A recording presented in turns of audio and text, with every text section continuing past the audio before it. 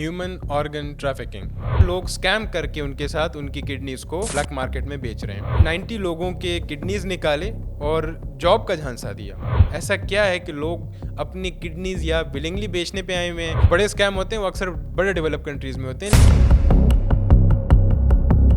Human organ trafficking जो कि पाकिस्तान में अब आहिस्ता आहिस्ता बढ़ता जा रहा है। लोग जो हैं तो या तो विलिंगली खुद ही अपने किडनीज़ को या ऑर्गन्स को सेल कर रहे हैं, या फिर लोग स्कैम करके उनके साथ उनकी किडनीज़ को ब्लैक मार्केट में बेच रहे हैं। अभी रिसेंटली एक वाक़या हुआ लाहौर में, जिसमें एक ग्रोह ने 90 लोगों के किडनीज़ निकाले और जॉब का झांसा दिया। उन्हें कहा गया कि आप आएँ और आपको जो है जॉब दी जाएगी, और वो लोग आए जॉब की नीयत से। फिर उनको वहाँ पे कुछ नशावर चीज़ खिलाई गई या पिलाई गई, और उसके बाद जब वो बेहोश हुए तो उन लोगों की किडनीज जो है उन्होंने निकाल ली। अब 90 लोग बहुत बड़ा फिगर है, और अगर हम ये देखें कि ये मतलब फाइनेंशियल लॉस से ज़्यादा एक इंसान की मतलब 2 ही किडनीज़ हैं, और अल्लाह ने भी 2 किडनीज इसलिए दी हैं कि अगर एक फ़ेल हो जाए तो दूसरी आपको सर्वाइव करने के लिए एक ऑप्शन है। अगर आपसे एक किडनी उतार दी गई मतलब आपकी तो आधी ज़िंदगी उन्होंने ले ली ना। एक बहुत बड़ा क्राइम, और ये पाकिस्तान में अब डे बाय डे बढ़ता जा रहा है। और मुझे बड़ी हैरानी है कि इस्लामाबाद जैसे शहर में भी अब इलीगल किडनीज ट्रांसप्लांट का काम जो है वो स्टार्ट हुआ है। यहाँ पे बहुत सारे ऐसे लोग जो हैं वो आपको मिल जाते हैं, जो कि आपको मतलब अगर किसी को किडनी ट्रांसप्लांट करनी हो तो वो आपको कोई ना कोई मिल जाएगा जो आपको कहे कि हम आपको प्रोवाइड कर देंगे।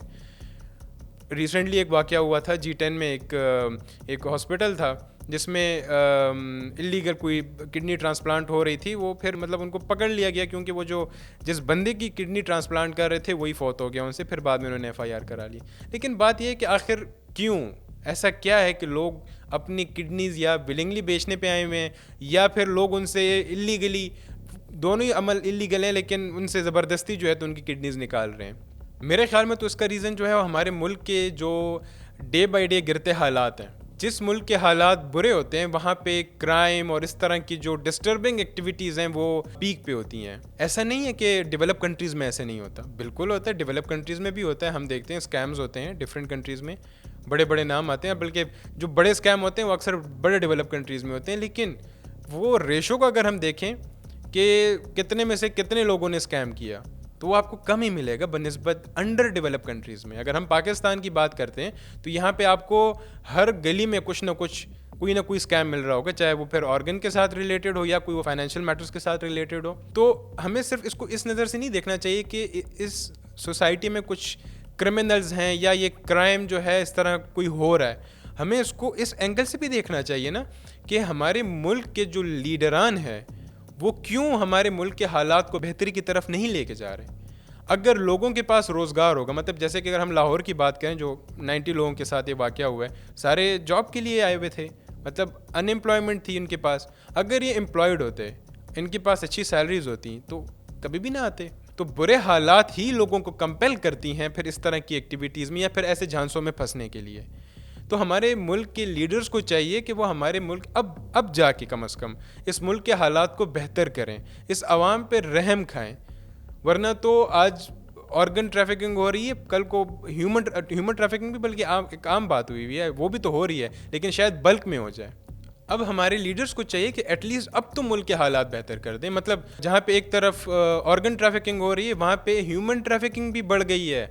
लास्ट टाइम एक जहाज़ जो डूब गया था जिसमें कोई 700 लोग थे, फैमिलीज थी उसमें। तो ये कोई शौक से या कोई खुशी से तो नहीं जा रहे। अगर खुशी से जाना होता तो ये जहाज़ पकड़ के चले जाते। अगर किसी को जो ऑर्गन ट्रैफिक कर रहे हैं उनके पास पैसे, उनको ज़रूरत क्या है, मतलब एक बंदा अच्छा कमा रहा है या अगर उसकी ज़िंदगी चल रही है तो उसको ज़रूरत क्या है अपने बॉडी पे कट लगवा के अपने किसी ऑर्गन को निकलवाने की। मेरे ख्याल में ये इंडिविजुअल से ज़्यादा कि हम कहें कि ये इंडिविजुअल्स का प्रॉब्लम है, कुछ लोग हैं, ये उससे ज़्यादा ये एक स्टेट लेवल का प्रॉब्लम है। और स्टेट को चाहिए बजाय इसके कि सिर्फ वो सख्तियाँ ले आएँ और वो जो है तो कहें कि हम छापे मारें। छापे मारने से बेशक कुछ फ़र्क आएगा, लेकिन इतना फ़र्क नहीं आएगा जितना आप इन लोगों के प्रॉब्लम को रिजॉल्व करके इन लोगों के माइंड्स को डाइवर्ट कर देंगे। मेरे ख्याल में वो सबसे एक बेहतर सोल्यूशन होगा।